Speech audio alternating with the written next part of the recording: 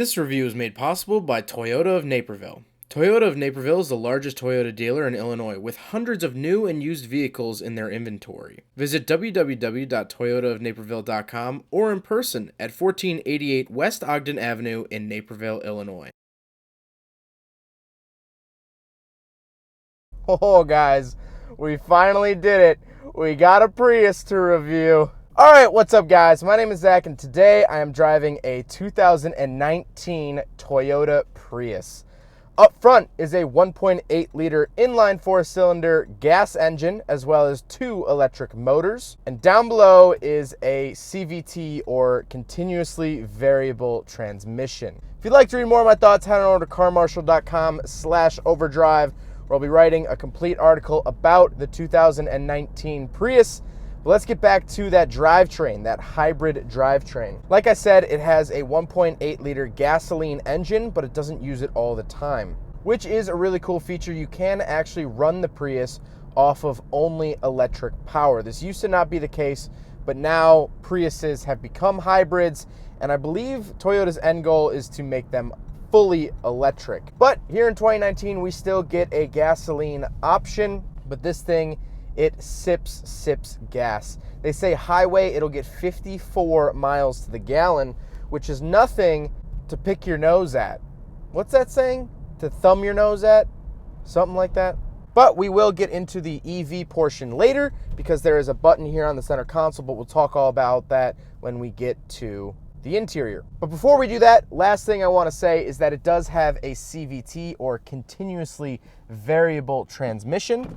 And what that means is that there's no actual set gears within the transmission. It's this sort of belt that actually expands and contracts to give the function of gears, but there's no actual gears. So it's not a 6-speed, it's not a 5-speed. It can be changed at the will. But can't believe we're gonna do this. I never thought I'd do this. We're gonna do a, floor it test. I put it into power mode, which activates the gas engine as well as the electric motors.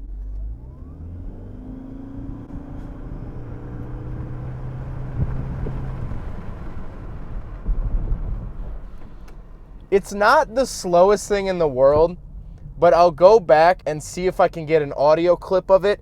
This thing sounds so cool when it does go. It sounds like a spaceship. That's pretty neat. I do like that. I love my grumble of a V8, massive cylinders burning off dead dinosaurs, but that does sound pretty cool. That sounds like something out of the Jetsons. So let's talk about the interior. Well, not exactly in front of me. A little bit to the right of me are the gauges. I have one screen displaying my speed, fuel, temperature, mileage, odometer, average MPG. To the right of that, there's another screen, and that is my collision warning and lane keep assist screen. Interestingly enough, I can actually switch to a screen that says energy monitor. So right now, I'm running just off of electric. But once I come onto the gas, the engine kicks up a little bit. Now it's producing energy for the battery to run the wheels. Cool little screen there. Then to the right of that, there is what gear I'm in. There is a digital clock, and then my warning lights. It's really sort of odd that everything's pushed off to the right here. It's actually in the center of the vehicle. But that being said, I do get a heads-up display directly in front of me that is shining on the windshield, and it's very easy to see here in the daytime, which is really, really good. Some heads-up displays are not as easy to read. On the steering wheel, which is white for some reason, as far as I could tell, this and the shifter bezel are the only white accents in the car. Not really sure why. But on the steering wheel, we have the volume, phone, lane keep assist, and parking beepers button, as well as my selectors for the center screen, which I can select through a couple different things. To the left of me, I have a couple different options. I have mainly the options for the heads-up display, so I can raise and lower it. I have options for the brightness. I can actually change the heads-up display down here. So right now I just have miles per hour, but if I hit it, it'll actually give me my charge and eco bar. So that's really cool. If you want to clean just the miles per hour, you can have that, or you can switch it over to that bar. Then interestingly enough, there's a button that says P with a steering wheel on it. I thought that this was a steering wheel warmer. Prius does not have a steering wheel warmer. What it does have is parallel parking assist. So the Prius will help you parallel park, which is really, really neat. Then to the left, we have fully power windows, front and back, fully automatic. So one touch down, one touch up. Then we get to the center, and the center is a sort of iPad looking screen. Right now it's showing my GPS, but this is where you're gonna run your infotainment, your navigation, your apps, anything you wanna know, you're gonna find here in the center screen, as well as there are some tactile buttons. You have your hazard button, temperature up and down, defrosters, volume, and home, which is pretty neat. I do like that feature.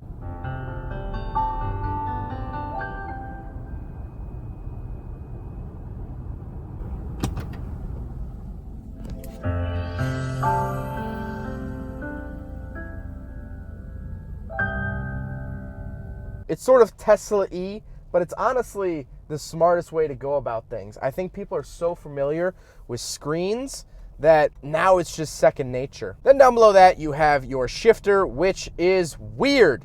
It's so weird. I don't know why. I don't know why Toyota does this with the Prius. The shifter, you push it over for neutral, then over and down for drive, over and up for reverse, and a totally separate button for park. Don't know why the shifter's so weird, but Priuses have always been like this.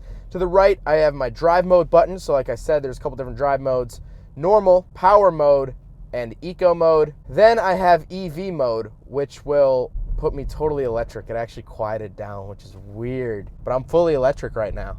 But as I just found out, if you floor it in EV mode, it kicks you out of EV mode and says, EV mode deactivated, excessive accelerator. Then you get a wireless charger down here in the center console. You can turn on and off, but it will wirelessly charge your phone if you have that capability. Just lay it there and it'll do that. Down below the shifter, you actually do have heated seats. They're sort of hidden. You actually can't see them from the driving position. If you kind of move over a little bit, I can now see that mine's on high, and there's a passenger one as well, but you kind of have to move your head to see them. But that is nice. You get heated seats in a Prius. Then you have two cup holders, center console, and of course I have to mention the sunroof, because it really not only adds a lot of light to the cabin, makes it feel a lot nicer. I always thought Priuses were kind of flimsy, but this actually, with this and the nice leather seats, and this actually feels a lot nicer than any Prius I've ever seen or been in. Then of course, back seat review. All right, so I am in the back of the 2019 Toyota Prius. Not really much to say back here. I do have those fully automatic windows like I mentioned up front. One touch down, one touch up. I do have a center console here, two cup holders.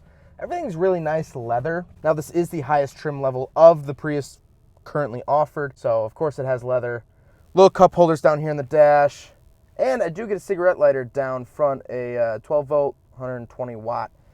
Down below. Other than that, nothing really crazy back here. I do have decent headroom, especially for a sedan, as well as, I don't know if you can see it, the rear window, I never noticed this, is actually split. I know old Priuses did that. I didn't know if they still carried that through. So the rear window is actually split. So pretty good visibility. But yeah, nothing too crazy back here. The floor mats do have leafs on them, which I think is pretty cool. They do have leafs up front as well, but I forgot to mention it. So I'm not really going to comment on looks. It's a Prius. It's not the best looking thing in the world, but it does look interesting. It looks unique, and you got to give them some credit for that. But let's talk about the Prius. Now, before I get into this, I want to make it very, very clear. I have not sold out to Toyota. I have talked with my local Toyota dealer. I'm sure you guys have noticed that I've been doing a lot of Toyota reviews. They've agreed to work with me. We've formed a partnership, and I think being in this business, that's what it's all about, is formulating friendships and professional relationships and doing something that's mutually beneficial for everyone. So I have not sold out. They are paying me no money to say anything. There is no money crossing hands here. And so a lot of people might be thinking, why would you want to review a Prius? Well, actually, I've been wanting to review a Prius forever, because I want to finally have my Prius TED Talk. So gather around, kids. We're gonna get into it. I think that the Toyota Prius gets too much crap. It's the butt of every joke. If you guys have ever seen the movie The Other Guys with Will Ferrell, they make a ton of Prius jokes, even red Prius jokes, which I'm in a red Prius, and I get it. I understand why. It's a pretty easy target to make fun of, because it doesn't have loud engine noises, because it doesn't have harsh angles, and it's not as manly and aggressive as other cars. I get it. And honestly, as a car enthusiast, would I buy a Prius? No, because I don't have a need for a Prius. But I think there is a need for the Prius in the world. There are people out there, if you're a car enthusiast, this might be hard to believe, but there are people out there that just need to get point A to point B. Let's just say they're a professor at a college. They have no need or desire to go fast. They don't care about apexing every corner or getting the fastest straight line speed. They don't care about throwing down the fastest times at a drag strip or taking a spirited drive on a canyon road. They just need to get to their job. Their passion is in other places. So let's go back to this analogy of the college professor. Their passion, let's say it's history, right? Their passion lies there. Their passion doesn't lie with cars. And so this is a really great car for them. You know why? Because it has that electric mode, it is going to sip gas. Like I said, 54 miles to the gallon, and it has that EV mode. So once you're in the neighborhood, or even right now, I'm going 10 miles an hour, I'm only in electric mode. I'm not even using any gas. That's really smart. This Toyota Prius has a leg up on other Priuses of the past, is that this is the fully loaded option. And so finally, that college professor can not only get great gas mileage on his hour-long commute to and from his classroom every single day of the week, but he can do it in comfort. He can do it in reasonable style. It's not a bad looking car, but also comfort. It has that wireless charger. He can keep his phone charged. It has heated seats, so in the cold months, he doesn't come to class frigid or he doesn't leave class at 6 or 7 at night after a long day, gets in the car, powers up those heated seats, and he's not shivering for half of his drive. That's who this car is designed for. And so all of the jokes, all of the Prius jokes, yeah, they're fun to get in on. Everyone loves a good Prius joke. The amount of stickers I've seen over exhaust pipes that says Prius repellent, it was funny the first time or two. But really, these cars are quite perfect for people that aren't into cars, if that makes sense. Think about it like this. Think about this car is like Mario Kart, because Mario Kart is really a video game for people that aren't really into video games. You can ask anyone and say, hey, are you into video games? And when they say no, I don't like video games, not interested, whatever, ask them, have you played Mario Kart? And they go, well, I played Mario Kart. That's what I'm talking about here. Just because they're not into every single video game, because they haven't played Skyrim, Gears of War, Halo, Call of Duty, Need for Speed, Forza, Gran Turismo, Banjo-Kazooie, Minecraft, because they haven't played all these things, it doesn't make them a bad person. They're just not into it. And so people that buy Priuses, they're not bad people. They're just not into cars. And that's okay, because you can be into whatever you want. That's the awesome thing about being a person, is that you can like or dislike whatever you want. And I didn't really mean for the talk to get that deep. I'm not trying to have an existential crisis here in a red Prius on a test track, but what I'm saying is that maybe the Prius isn't deserving of all the jokes. And if I grew up with no interest in cars, I'd probably buy a Prius. Well, I hope you guys enjoyed the video. I hope you guys learned something about the 2019 Toyota Prius. Thanks for coming to my TED Talk. I want to thank Toyota of Naperville again for letting me review another one of their cars. I go into them and I say, hey, I want to review this and this week. They say, awesome. I show up. They're clean. They're waxed. They're waiting in the service bay. Great customer service. They have a whole team designed just to help you guys find a car. So if you guys are interested in the Prius or any other Toyotas that I've reviewed, or maybe I haven't reviewed yet, give Toyota of Naperville a call or visit them in person. Their information is up on the screen. www.toyotanaperville.com, blah, blah, blah. You know where to find them at this point. So awesome people. But thank you guys so much for watching. I hope you guys enjoyed the video. Don't forget to rate the video, comment on the video, and subscribe if you really liked it. Guys, we did a Prius review. We got through it. Woo! Aside from my soul.